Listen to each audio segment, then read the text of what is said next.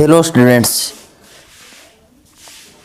पिछले वीडियो के अंदर हमने मैट्रिक्स का प्रतिलोम ज्ञात करने की सैकंडज मैट्रिक्स विधि का अध्ययन किया था। आज हम मैट्रिक्स का प्रतिलोम ज्ञात करने की ई रूपांतरण विधि, कौन सी विधि? ई रूपांतरण विधि या प्रारंभिक रूपांतरण विधि का अध्ययन करेंगे। अब देखिए स्टूडेंट्स, ई रूपांतरण विधि क्या होती है। हमें कोई भी दी हुई मैट्रिक्स ए को, जो हमें कोई भी मैट्रिक्स ए दी हुई है, उसको क्या करना है, हमें ए बराबर एक इकाई मैट्रिक्स से गुणा करना होगा। इसे हम किस प्रकार से लिख सकते हैं? आई इंटू ए या फिर ए इंटू आई लिखना होगा सर्वप्रथम। फिर क्या करना होगा? एलएचएस की, किसकी? एलएचएस की मैट्रिक्स ए को प्रारंभिक रूपांतरणों की सहायता से इकाई मैट्रिक्स आई में क्या कर लेंगे? कन्वर्ट या सम्मानित करने पर आई का संगत परिवर्तित रूप ही क्या होगा? अभिष्ट क्या होता है? प्रतिलोम होता है। अर्थात आई बराबर ए का इनवर्स इंटू ए या फिर ए इंटू ए इनवर्स, और बराबर हमें क्या मिलना चाहिए? इकाई मैट्रिक्स मिलना चाहिए। एक तरीके से हम देखें तो ई रूपांतरण या प्रारंभिक रूपांतरण विधि का महत्वपूर्ण उपयोग है वो मैट्रिक्स का प्रतिलोम का सत्यापन करने में बहुत मदद करती है हमारी यह विधि। इस प्रकार से हम देखते हैं कि यहाँ पर एक नाम आता है प्रारंभिक रूपांतरण। तो इस प्रकार हम समझेंगे कि प्रारंभिक रूपांतरण या ई रूपांतरण क्या होता है। कई बार इसकी प्रारंभिक रूपांतरण या ई रूपांतरण की डेफिनेशन भी पूछी जाती है। अब देखिए स्टूडेंट्स, निम्न तीन प्रकार के रूपांतरण मैट्रिक्स में प्रारंभिक रूपांतरण कहलाते हैं। मुख्यतः तीन प्रकार के रूपांतरण है जो प्रारंभिक क्या कहलाते हैं? रूपांतरण कहलाते हैं। नंबर एक, दो पंक्तियों, कोई भी दो पंक्ति हो चाहे दो स्तंभ, इसका आपस में क्या करना होगा? परस्पर बदलना होगा। एक नंबर काम यह होगा। नंबर दो, किसी पंक्ति या स्तंभ के अवयवों को किसी भी अशून्य संख्या से गुणा करना। कोई भी पंक्ति हो चाहे स्तंभ हो, उसके अवयव को अशून्य संख्या से क्या करना होगा? गुणा कर हम इकाई मैट्रिक्स भी प्राप्त कर सकते हैं। यहां पर देखिए, हमें मुख्य उद्देश्य हमारा क्या रहता है? एलएचएस के अंदर इकाई मैट्रिक्स बनाना। तो यहां पर कोई भी मैट्रिक्स दी हुई होंगी तो इसे इकाई मैट्रिक्स के अंदर कन्वर्ट करने के लिए हमें इन तीन बातों की सहायता से इकाई मैट्रिक्स बनाएंगे। दो बातें तो हमने पढ़ लिए। अब तीसरी बात क्या है? किसी पंक्ति या फिर स्तंभ के अवयव में अन्य किसी पंक्ति या फिर स्तंभ के अवयवों को किसी संख्या से गुणा कर संगत अवयव में क्या हो? जोड़ना या फिर घटाना हो। किसी भी प्रकार से हो, हमें एलएचएस के अंदर क्या प्राप्त करनी है? इकाई मैट्रिक्स प्राप्त करनी है। अब यहां पर देखिए, यदि किसी भी पंक्ति में रूपांतरण किया जाता है, पंक्ति के अंदर रूपांतरण किया जाता है तो पंक्ति रूपांतरण कहलाता है। अगर स्तंभ के अंदर रूपांतरण किया जाता है तो कौन सी मैट्रिक्स कहलाती है? वो कौन सा रूपांतरण कहलाता है? सॉरी, स्तंभ रूपांतरण कहलाता है। अब हमारे दिमाग में एक क्वेश्चन ये भी चल रहा होगा कि ये प्रारंभिक रूपांतरण, ई रूपांतरण उपयोग कहाँ आएगा? इसका उपयोग देखने के लिए हम अब देखिए, अब सर्वप्रथम हम पढ़ेंगे कि पंक्ति रूपांतरण, यही क्वेश्चन चल रहा है हमारे दिमाग में कि ये कहाँ उपयोगी होंगे। तो आगे हम इसी मैट्रिक्स बुक के अंदर तुल्य मैट्रिक्स निकालेंगे, मैट्रिक्स का अवलंब रूप पढ़ेंगे, एशलन रूप में मैट्रिक्स की जाति निकालेंगे और समघात समीकरण निकालेंगे। तो वहां पर प्रारंभिक रूपांतरण या ई रूपांतरण का बहुत सारा उपयोग होगा। इसे समझने के लिए हम बारी बारी से इसका अध्ययन करेंगे। यहां पर देखिए, पंक्ति रूपांतरण के अंदर या आर ट्रांसफॉर्मेशन, तो अगर कहीं भी हमारे पास इस बुक के अंदर आर आई जे लिखा हुआ मिले, क्या मिले? आर आई जे, तो इसका अर्थ क्या होगा? देखिए, आई वी तथा जे वी पंक्ति का परस्पर बदलने को निरूपित करता है। कहने का मतलब यह हुआ कि आई वी और जेवी पंक्ति का आपस में या परस्पर बदलने को क्या करता है? निरूपित करता है। इसे हम समझने के लिए एक एग्जांपल लेते हैं। जैसे हमारे पास ए क्या है? मैट्रिक्स है। और ये इसके क्या है, समतुल्य है। और समतुल्य होने के लिए यहाँ पर मैंने एक प्रॉपर्टी लगाई है R1 और 2, R1 और 2। इसका मतलब ये हुआ कि यहाँ पर R3 के अंदर तो कोई चेंज नहीं होगा, तो R3 पंक्ति है वो तो एज टू एज लिखी जाएगी। यहाँ पर सिर्फ हमें परिवर्तन किस में करना है, 1 और 2 के अंदर। तो यहाँ पर देखो प्रथम पंक्ति ये थी, तो प्रथम पंक्ति की जगह हम कौन सी लिख देंगे, द्वितीय पंक्ति। तो यहाँ पर द्वितीय पंक्ति का मान कितना है, 1 1 और 1 आ जाएगा। लेकिन यहाँ पर मान देखिए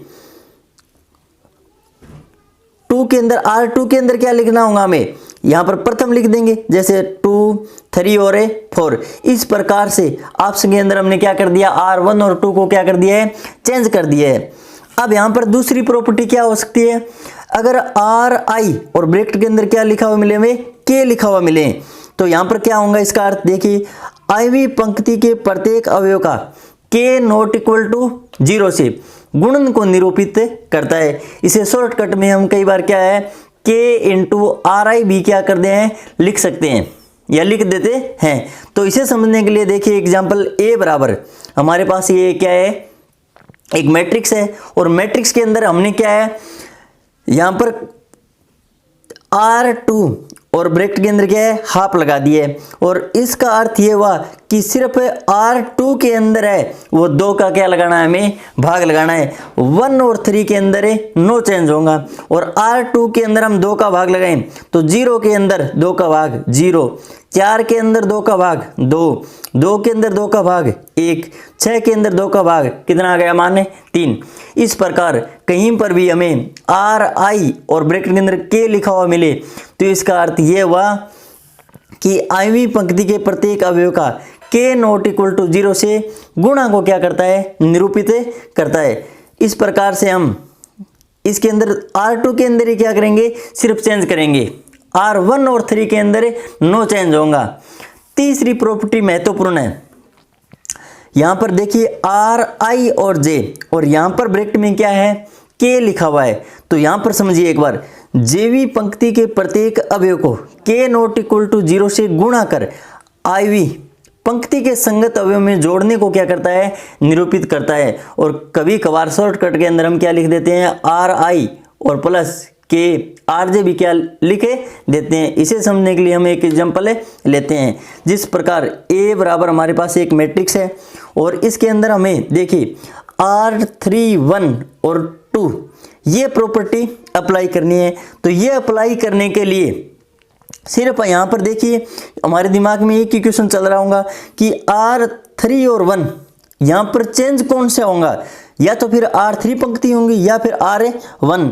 तो यहाँ पर स्टूडेंट्स ध्यान इस बात का रखना है कि R3 जो पहले लिखी होंगी, यहाँ पर देखिए 3 पहले है तो यहाँ पर 3 के अंदर ही क्या होगा, चेंज आएगा, न कि 1 के अंदर चेंज आएगा।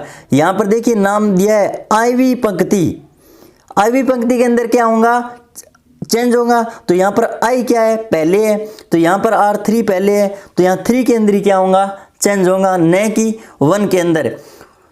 प्रथम पंक्ति ज्यों की त्यों, द्वितीय पंक्ति ज्यों की त्यों, और तीसरी पंक्ति के अंदर हमें क्या करना है, R3 और प्लस का चिन्ह, यहाँ पर 2 लिखा है तो 2 लिख दिया, और R1 का R1। तो इस प्रकार से इसका मान रख दें, R3 माइनस का 2, प्लस का चिन्ह 2 का 2, और R1 की वैल्यू कितनी हमारे पास है, 1, तो यहाँ पर 1। और इस प्रकार से हल करने पर इसका मान क्या मिलता है हमें, 0। तो ये यहाँ पर रख देंगे।